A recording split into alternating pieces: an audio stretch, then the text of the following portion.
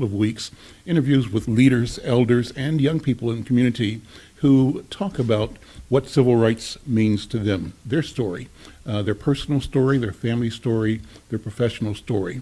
But we're focusing on contemplating the notion of civil rights, what it means for our community and for humanity. This series is brought to you by Comcast of the Twin Cities. Today's program is one that I'm especially happy to do, meeting with a person that I've known for a long time, leader, elder, visionary, and an accomplished, storied, legendary leader in the community, Debbie Montgomery. Debbie Montgomery was the first female police officer in the St. Paul Police Department. She also is a former St. Paul City Council member. She also was Assistant Commissioner for Public Safety for the state of Minnesota. When I heard her present last year in one of the programs that Comcast sponsored on Voices of Civil Rights, she talked about her history with the NAACP. And I thought I knew her, but I learned so much more that night about your coming up as a fighter and as an organizer and as a doer in the NAACP in St. Paul. First of all, Debbie, thank you and welcome. Well, thank you so much for having me, and it's my honor to be part of your series. Well, thank you so much. You know, the first question I ask is, just when I say the words civil rights, what thoughts come to mind? What does it mean to you? How do you internalize that? Well, it's a journey. When I think of the movement and the journey that I had and was blessed to be part of with the NAACP, and having the opportunity to sit down and with leaders that in our community today are esteemed leaders, the Roy Wilkins, the Margaret Bush Wilson, Thurgood Marshall, to sit at the table with them on the board of the National Organization of Black in the AACP, and to listen to the discussions and how are we going to get these laws passed and how are we going to be included into the American society in a respectable way. The fact that we built this country on our backs and yet are being disenfranchised. And so that was a journey that I took with them. And as I said during the other program, I sat there for 6 years on the national board, and we wrote 470 laws. And after 6 years, I was so disgusted as a young person because we had passed all these laws. They were all on the books, but nobody was enforcing them. And I said, what is this all about? And then I said, I've got to become more active. It's one thing to have the laws, but how do we get people to participate and to engage and to make sure that the laws that are on the books are being enforced and that our community is growing through this experience? And so that's one of the things that I worked through on my journey. You know, I was as involved with the March on Washington in 1963. How old were you then?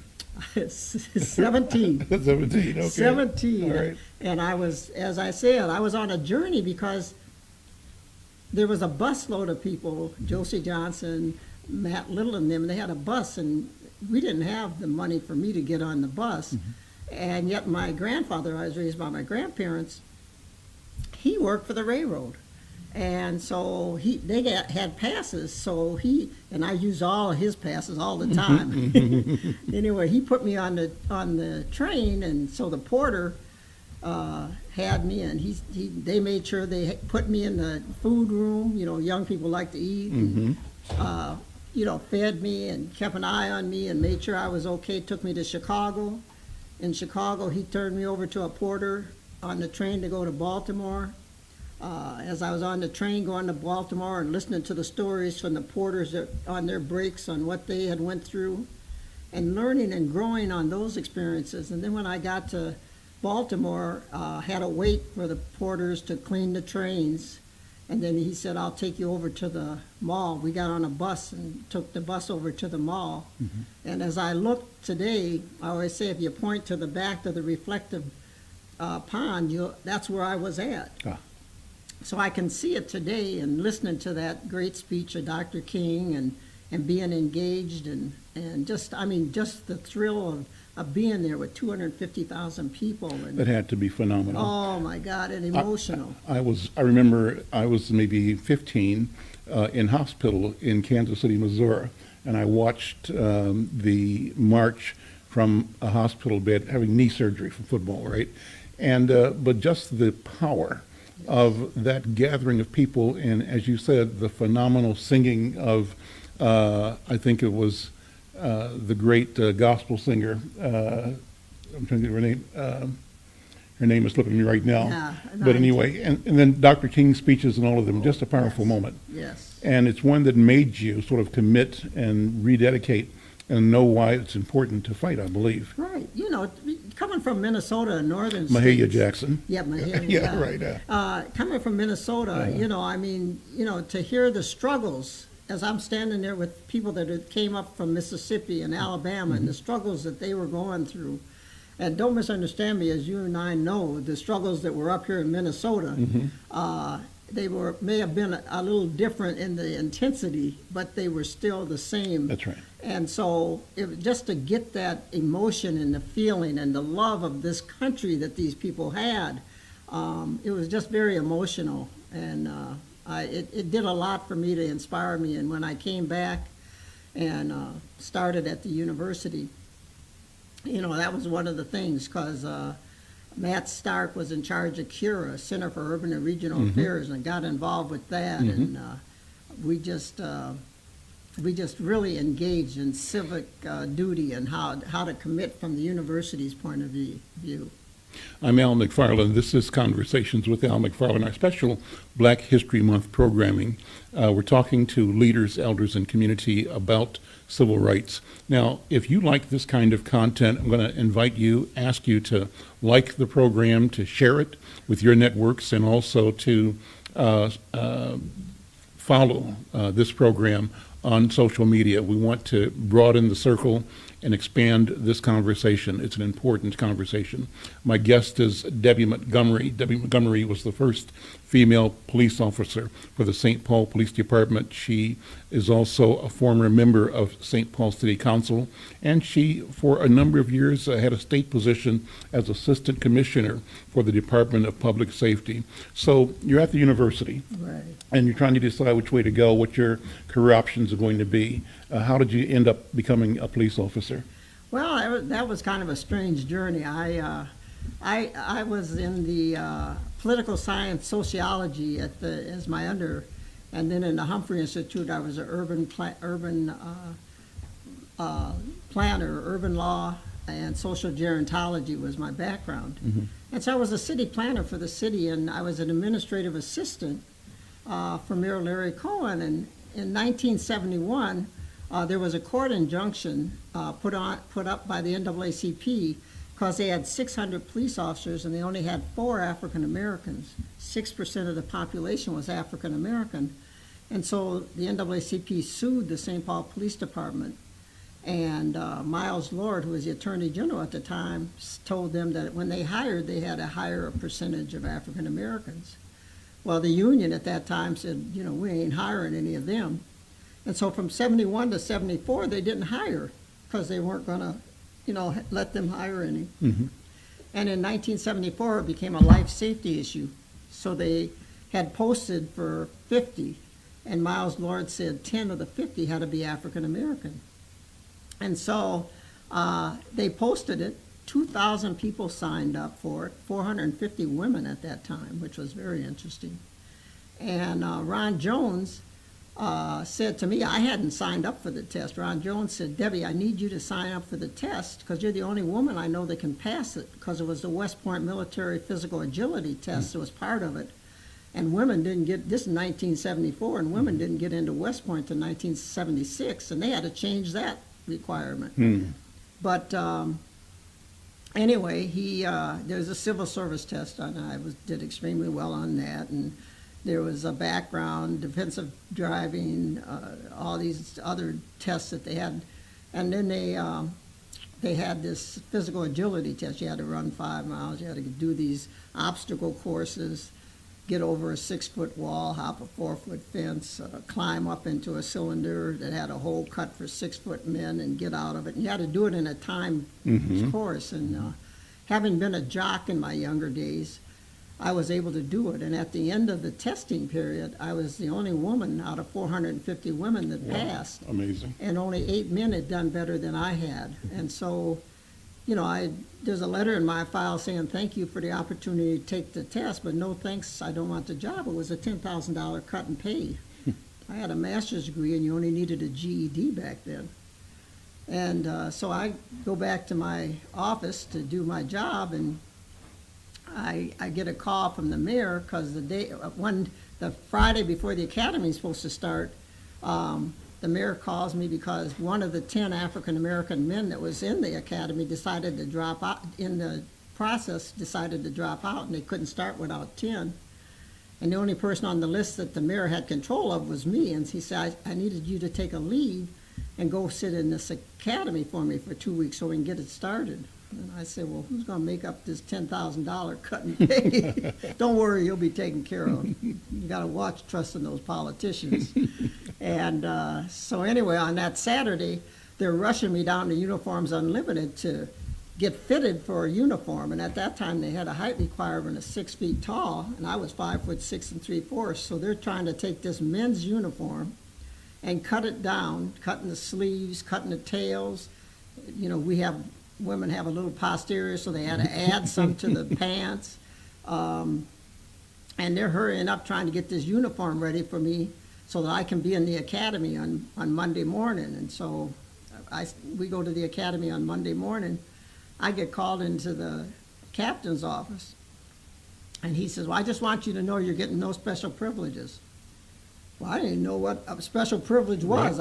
Right. I was just trying to show up and do what was asked, you know, because in my mind, I'm only going to be there a couple of weeks. So we had law tests, which obviously I had done extremely well on those. And then we had defensive tactics and other courses that we had to take, how to shoot a gun and defensive driving and just all kinds of stuff that was part of the core curriculum.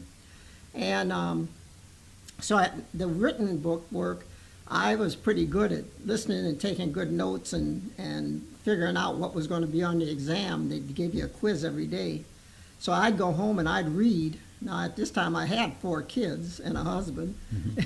And I'd go home and read because I had to work by myself to kind of get it. And then I'd go meet up with African-American men, and I'd say, okay, I think these are going to be the questions on the exam.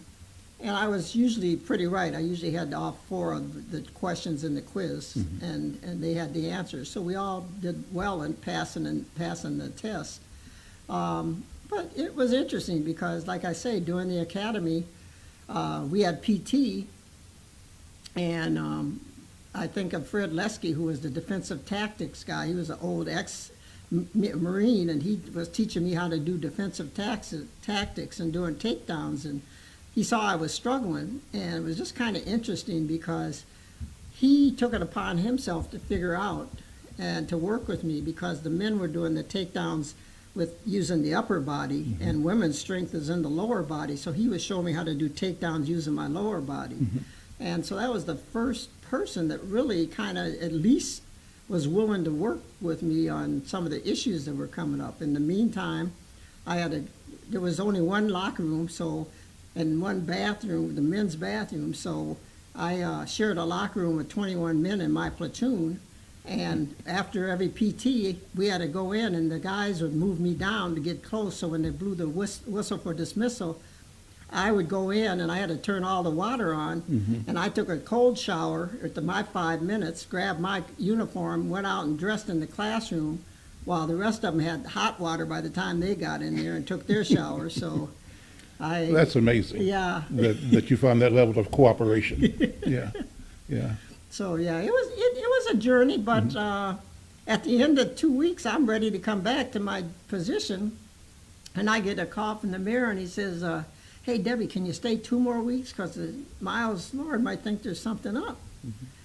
And I said, well, what about this? Don't worry, you'll be taken care of. And so I stayed 2 more weeks, and at the end of a month, I'm at the top of my academy, and I'm able to do everything that the guys are doing.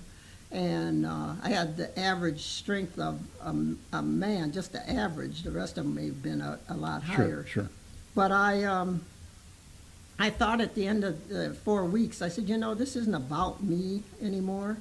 If I drop out now, they're going to say a woman couldn't do it. And it became a bigger issue of, I got to get through this 16-week academy so that, we can say that women can complete this job. And so that's what I did. And at the end of 16 weeks, I thought, in the academy, you don't have bullets in your gun, and you haven't driven the car with the red lights. And I figured all the heck that I had been through that I wanted to go through the FTO training period. And so I got into every 6 weeks. There was a 36-week FTO period. And every 6 weeks, you had a different FTO person. What's FTO mean? Field training officer. Okay. And some of mine were not very friendly or helpful. And a couple of them were. And I had one old timer who was had been a previous Detroit cop, Kenny Shepard, and he stayed on me, big muscular guy. And he stayed on me all the time because he said, I lost a partner in Detroit and I'm not going to lose one now, so you listen to what I'm telling you to do. And so we had we worked up in the projects, and we had a lot of incidents where there was conflict and fights and everything. And I held my own, in there, and he was always worried about. I said, "Don't worry, you take care of yours. I'll take care of mine." Sure. But it was just kind of interesting to see that. And at the end of 36 weeks, I'm thinking, okay, I'm ready to go back to my job. Well, there had been an election. There was a new mayor. My position was there, but it wasn't funded. So by default, I became a police officer. But that journey was really interesting because I'm a community person, and they had put me on Rice Street, which at that time was predominantly white, low income, and I wasn't well received. The Hells Outcasts had their headquarters there. They put me in a one-person car when every other car had 2 men in on midnights, and there was 42 bars on Rice Street in the beat that we had. And so all I talked to most of the time were drunks, derelicts, or dopers. Very seldom did I find somebody that was coming to or from work. And but one of the things that they found out through my journey is that women are good communicators. And I was able to work with my community. I was able to identify. I teach part-time. I always tell my students, make sure you've got a toolbox.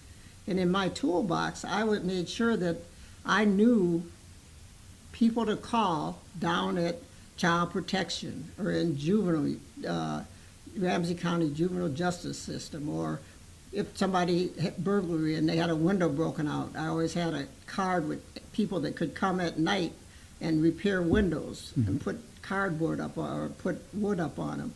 So I had my toolbox expanded, but you ran into people, and having lived in the Rondo neighborhood, these are people who had the same issues that we had. They were waiting for a check, on the 1st of the month or the 15th, and they really were just living to try to get by.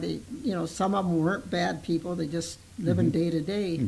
And, we pulled over cars, and you had a tail light out, you had a headlight out, you had defective equipment, and I'd pull them over, and you'd say, you got a tail light out, and when you hit your brakes back in the old days, the white light shined in your eyes, which was really a hazard.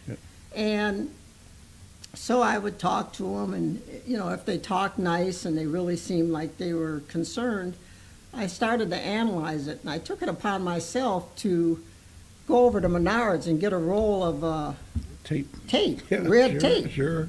And I'd tell if they were acting nice, because there were those that were calling me everything but a child of God. But if they were acting nice, I'd say, well, I can't do this, but if you take this tape and cover that up, nobody will pull you over. But when can you get this fixed? Because this is just temporary. This is not going to stay on. Right. And they'd say, well, I get my check at the 1st of the month. And so I said, well, I'll come by and check. and see, what you did. And it was interesting, when you put your trust in people, the majority of them did what was asked of them. They rise to the occasion. They rise to the occasion, and they got it fixed. I'm Al McFarlane. This is Special Conversations with Al McFarlane. Live to Facebook Live. We're broadcasting from the Marcus Garvey House in North Minneapolis. And I'm talking with Debbie Montgomery. She is the first female police officer for the City of St. Paul Police Department, a former St. Paul City Council member, and a former Assistant Commissioner for Minnesota's Department of Public Safety. Wonderful stories, and as I said before, if you like this kind of content, I invite you to like this program, to share it with your friends, your networks, and also to follow us on Facebook and on Twitter.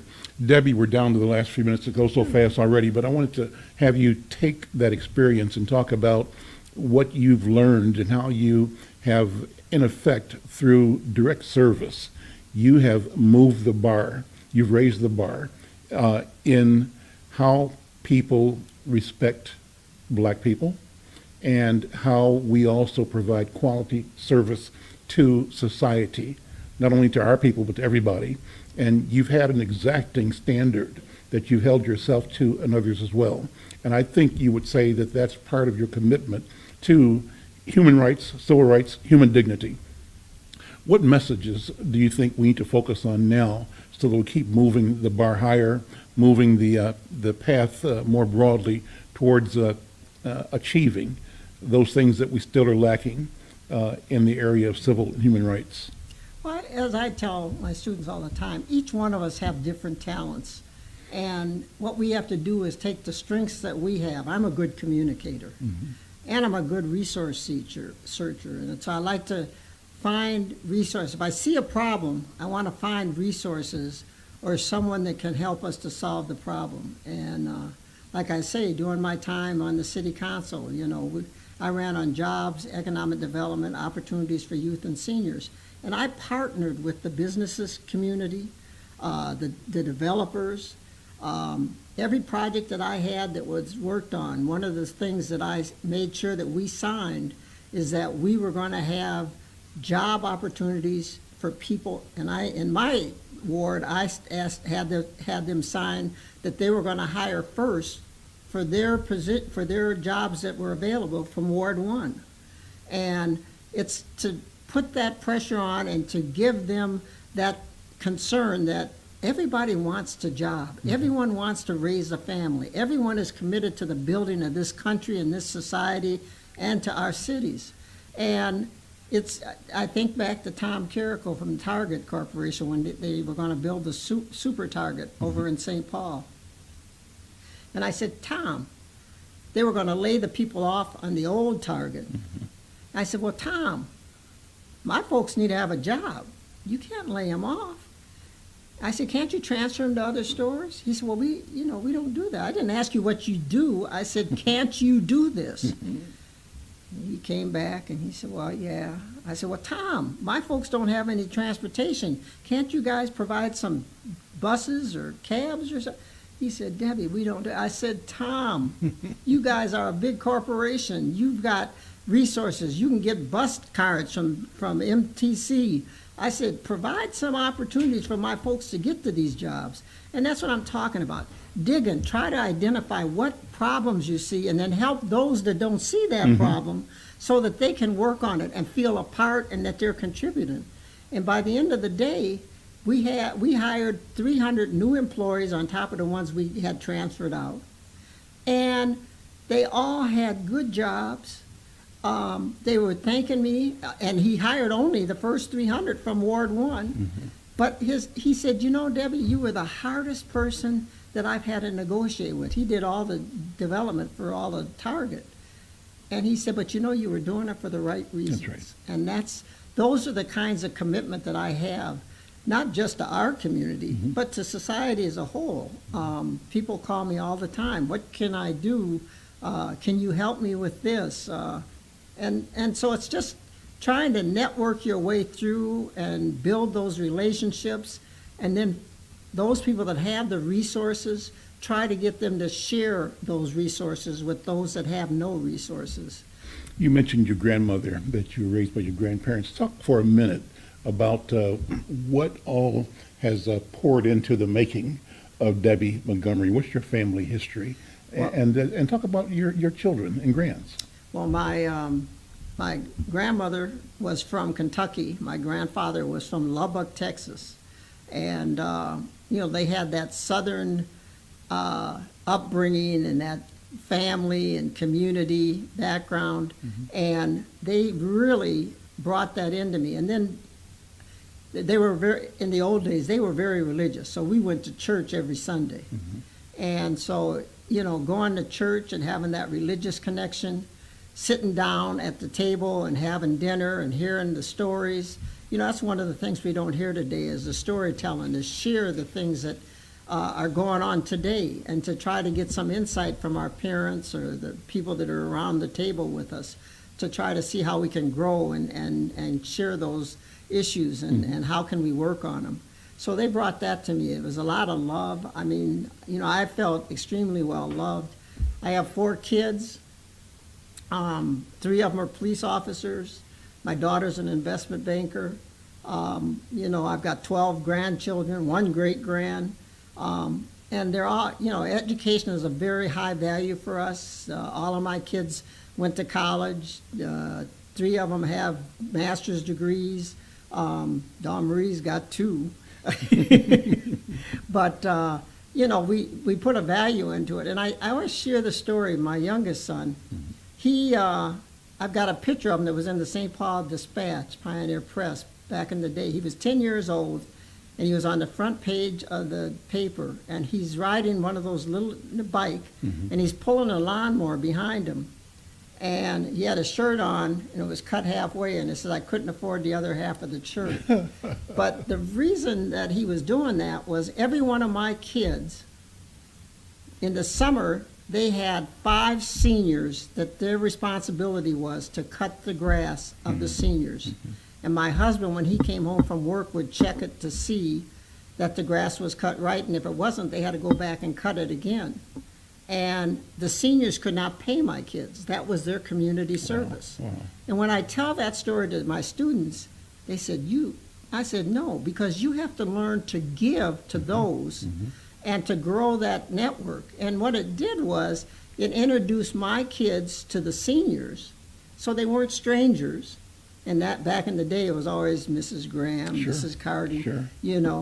But the thing that was interesting, and I share this, is that when their birthdays and Christmas came, those seniors gave my kids better gifts than I could have gave. Sure. So what goes around, people understand there are certain strengths that each one of us have. How do we share those strengths? How do we serve our community? And how do we grow? And that's one of the things that my mother, my grandfather, and my grandmother taught me. Let me close, Debbie Montgomery, with you showing this picture, this great book you've got.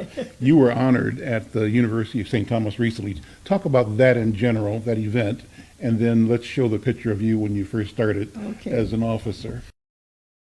By a young, one of the writers by Alumni magazine. And he said, "Well, we wanted to interview for a short article." And I said, "Okay." So he came over to my house and he sat down and he interviewed me for 2 hours. And he left. And about an hour and a half later, he called and he said, "I think there's more to you than you shared. Can I come back?" So he came back a couple of weeks later and interviewed me for another hour and a half. Then he wanted to meet somebody I worked with, grew up with, and went to school with. And so he interviewed them. Then he came back. He says, "Can I interview you again and bring a photographer?" And I said, "Okay." I asked him, was this his PhD paper? And anyway, he wrote this nice 6-page article talking about, he listed it St. Paul's finest. And then he took a picture of my rookie picture that I have when I came on. And then they took a picture of a street that's on Marshall Avenue that's named Debbie Montgomery Avenue. And then he took a picture of where my house was and 94 is now. They took my grandparents' house to build 94 on St. Anthony and Chatsworth. And but he wrote a great story. And anyway, it was interesting. The University of St. Thomas sends out to the alumni, 86,000 people got this, and they asked at the end of every year the best article. And this article, for him, he got the best rating of all the articles that were written in the magazine quarterly. Well, So- you've got such a powerful story. Debbie Montgomery, thank you so very much. Thank you for your service. Thank you for being here for this webcast, and thank you for the vision and the inspiration that you provide. And you can join us again next week. All next week we'll be interviewing other leaders in the community at 3 o'clock every day through the week. But also, I invite you to, if you want to experience interviews with civil rights leaders from Minnesota and across our country, visit Comcast's Voices of the Civil Rights Movement platform. It's available for free at civrightsvoices.com. I'm Al McFarlane. We'll see you Monday. Thank you. Thank you so much. All right.